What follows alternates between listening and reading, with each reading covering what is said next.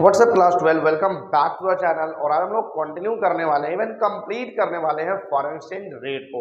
तो foreign exchange rate का 2 video already हमने अपलोड कर रखा है। अगर आपने नहीं देखा है तो चैनल पे जाकर के आप वो वीडियो देख लो। आज का जो वीडियो है उसमें बस एक छोटा सा टॉपिक हमारा बच गया था, फॉरेन एक्सचेंज मार्केट। तो आज का पूरा वीडियो हम लोग इसी टॉपिक पर डिस्कस करने वाले हैं, द फॉरेन एक्सचेंज मार्केट। तो विदाउट वेस्टिंग एनी टाइम हम लोग स्टार्ट करते हैं फॉरेन एक्सचेंज मार्केट के साथ। देखो, सबसे पहले तो ये जानना है कि फॉरेन एक्सचेंज मार्केट है क्या।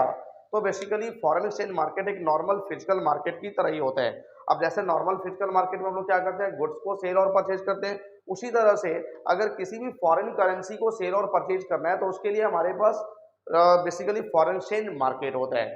तो foreign exchange market refers to market in which foreign currency are purchase and sold, यानी एक ऐसा मार्केट जिसमें फॉरेन करेंसी को परचेज और सेल करा जाएगा, उसको हम लोग बोलते हैं फॉरेन एक्सचेंज मार्केट। उसके बाद this market does not have geographical location, यानी जो फॉरेन एक्सचेंज मार्केट है इसका कोई फिक्स ज्योग्राफिकल लोकेशन नहीं होता है। यहाँ पे सारी काम ऑनलाइन होती हैं। अब जैसे अगर सपोज कि आपको कोई भी फॉरेन करेंसी को परचेज करना है या किसी भी फॉरेन करेंसी को सेल करना है, तो आप उसको कहाँ सेल करेंगे? क्या आप उसको नॉर्मल फिजिकल मार्केट में जाके सेल करेंगे? आप उसको सेल करने वाले हैं फॉरेन एक्सचेंज मार्केट में। अगर आपने परचेज करना है तो वो भी परचेज होगा फॉरेन एक्सचेंज मार्केट में ही। तो बेसिकली ये फॉरेन एक्सचेंज मार्केट होता है। अब नेक्स्ट है हमारे पास the types of foreign exchange market, कि बेसिकली जो फॉरेन एक्सचेंज मार्केट है इसके कितने टाइप्स होते हैं।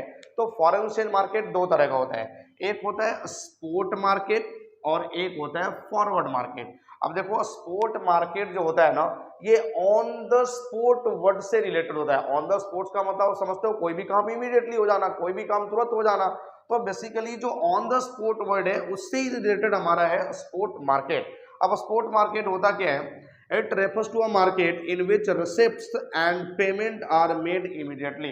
एक ऐसा मार्केट जहां पे रिसिप्ट्स और पेमेंट इमीडिएटली हो जाएंगे, यानी अगर आप किसी भी फॉरेन एक्सचेंज को खरीदते हो तो इमीडिएटली आपको पेमेंट भी करना पड़ेगा, और अगर आप किसी फॉरेन एक्सचेंज को बेचते हो तो इमीडिएटली आपको पेमेंट रिसिप्ट भी हो जाएगा। तो एक ऐसा मार्केट जहां पे रिसिप्ट्स और पेमेंट इमीडिएटली हो जाते हैं उसको हम लोग बोलते हैं स्पॉट मार्केट। और फॉरवर्ड मार्केट क्या है? देखो, फॉरवर्ड मार्केट को इस तरीके से समझो कि जो भी डील होगा वो आज के रेट पर होगा, लेकिन हम लोग उसको परचेज करेंगे या सेल करेंगे फ्यूचर में किसी भी रेट पे, तो उस तरह के मार्केट को हम लोग बोलते हैं forward market. It refers to a market in which purchase and sale are settled at as specified future date, यानी एक ऐसा मार्केट जिसमें परचेज और सेल को फ्यूचर में किसी भी स्पेसिफाइड डेट पे सेटल्ड करा जाएगा eight the rate agreed upon today.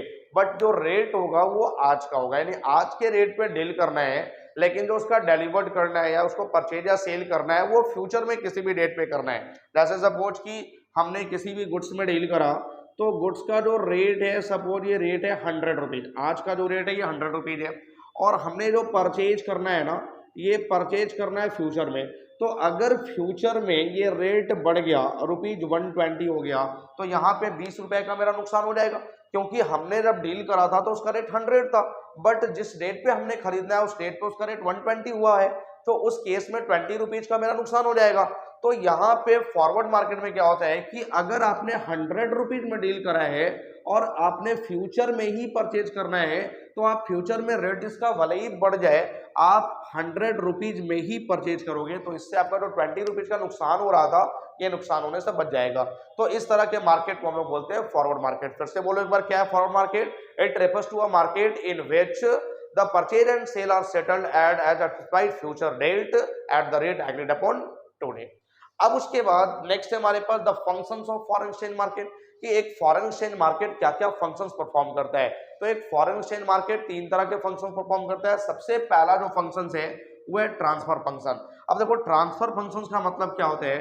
Transfer functions का मतलब होता है ट्रांसफर ऑफ परचेजिंग पावर, यानी ये परचेजिंग पावर को ट्रांसफर करता है। परचेजिंग पावर का क्या मतलब है, इसको समझो कि सपोज मैं एग्जांपल ले लेता हूं यहाँ पे स्टॉक एक्सचेंज का। स्टॉक एक्सचेंज या जिसको हम लोग शेयर मार्केट भी बोलते हैं, आपने पढ़ा है ये बिजनेस स्टडी में। तो स्टॉक एक्सचेंज में बेसिकली कौन से लोग विजिट करते हैं? वो लोग विजिट करते हैं जिनको शेयर्स बेचना है और जिनको शेयर्स खरीदना है। अब यहाँ पे सपोज कि 2 लोग थे, एक था राम और एक है श्याम।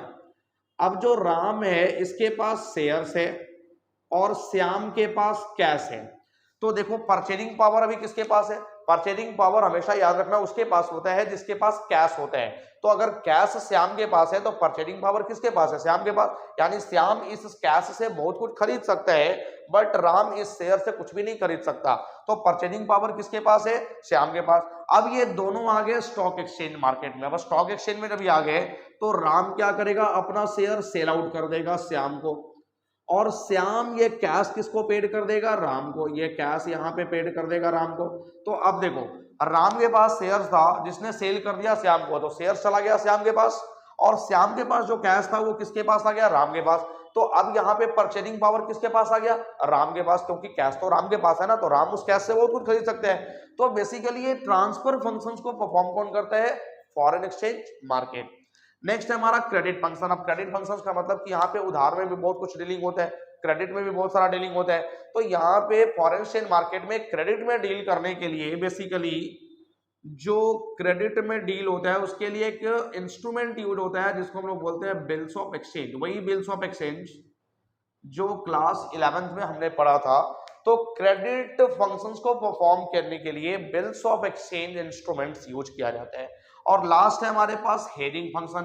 तो देखो हेजिंग फंक्शन क्या होता है? हेजिंग फंक्शन यही होता है फॉरवर्ड मार्केट में जो हमने पढ़ा, यही हेजिंग फंक्शन होता है कि बेसिकली इसमें परचेज और सेल तो फ्यूचर में किसी स्पेसिफाइड डेट पे सेटल करा जाएगा, बट जो रेट एग्रीगेट करा जाएगा वो आज वाला रेट एग्रीगेट करा जाएगा। तो इसको हम लोग बोलते हैं हेजिंग फंक्शन। तो ये तीन तरह के फंक्शंस को परफॉर्म करते हैं। तो ऑलमोस्ट हमने सारा टॉपिक चैप्टर्स का कंप्लीट कर लिया, चैप्टर्स हमारा कंप्लीट हो गया। एक छोटा सा और टॉपिक बचा हुआ है कि अगर डिमांड और सप्लाई में चेंजिंग होता है तो उसका रेट पर क्या इफेक्ट पड़ेगा। तो देखो ये ऐसे समझो कि ये बेसिकली ये एक्स एक्सिस वाई एक्सिस ये हमारा डिमांड ऑफ फॉरेन एक्सचेंज है और ये सप्लाई ऑफ फॉरेन एक्सचेंज है। तो अभी जहां पे ये दोनों एक दूसरे को इंटरसेक्ट करेंगे ये हमारा रेट होगा। अभी हमारा रेट यहाँ पे पड़ा हुआ है। अब अगर डिमांड हम बढ़ा दें, किसी भी चीजों का डिमांड, फॉरेन एक्सचेंज का डिमांड बढ़ जाए तो ये जो डिमांड कर्व है ना ये राइटवर्ड शिफ्ट हो जाता है, ये इस तरह शिफ्ट हो जाएगा।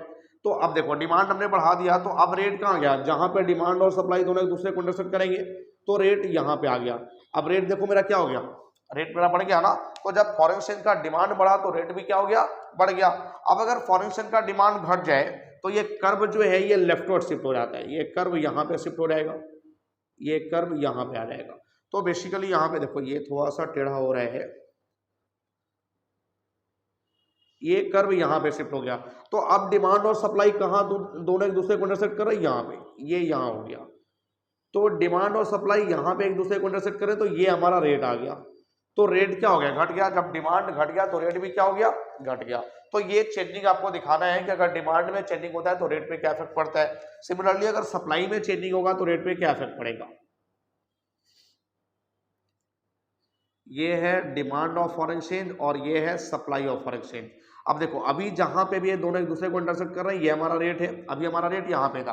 अब अगर सप्लाई में चेंजिंग हो रहा है, सपोज कि सप्लाई बढ़ रहा है, तो सप्लाई बढ़ रहा है तो ये राइटवर्ड शिफ्ट होगा, ये इस साइड में शिफ्ट हो जाएगा। सप्लाई अगर बढ़ेगा तो ये सप्लाई कर्व है तो ये राइटवर्ड शिफ्ट हो गया। तो देखो रेट कहाँ आ गया? जहां पे डिमांड और सप्लाई एक दूसरे को इंटरसेक्ट करेंगे तो रेट मेरा क्या हो गया? यहाँ आ गया। रेट घट गया, यहाँ से यहाँ आ गया। तो जब सप्लाई बढ़ गया तो रेट क्या हो गया? घट गया। हमने पढ़ा था ना कि अगर सप्लाई बढ़ गया यानी कि मार्केट में बहुत सारे सेल करने वाले सेलर्स आ गए, तो जब बहुत सारे सेलर्स आ गए तो वहां पे रेट क्या हो जाएगा? घट जाएगा। अगर मेरा सप्लाई बढ़ गया तो सप्लाई जब बढ़ेगा तो ये कहाँ शिफ्ट होगा? सॉरी, सप्लाई घटेगा तो ये लेफ्टवर्ड शिफ्ट होगा। तो अब डिमांड और सप्लाई यहाँ पे दोनों एक दूसरे को इंटरसेक्ट कर रहे हैं, तो अब जो रेट हमारा हो गया यहाँ आ गया। तो देखो यहाँ पे बेसिकली हमारा रेट क्या हो गया? बढ़ गया। जब सप्लाई हमारा घटा तो रेट क्या हो गया? बढ़ गया।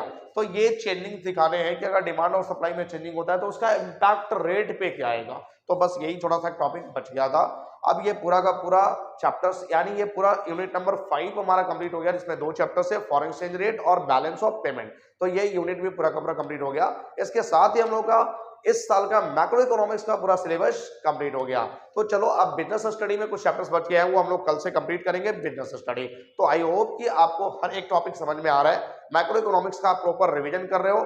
अगर किसी भी तरह का कोई डाउट होता है आप कमेंट सेक्शन में आ जाओ, मैसेज करो, इमीडिएटली आपके डाउट का रिप्लाई किया जाएगा। और आप अपना रिस्पॉन्सिबिलिटी बिल्कुल भी ना भूलना, वीडियो को लाइक और शेयर जरूर करते रहना। Thank you.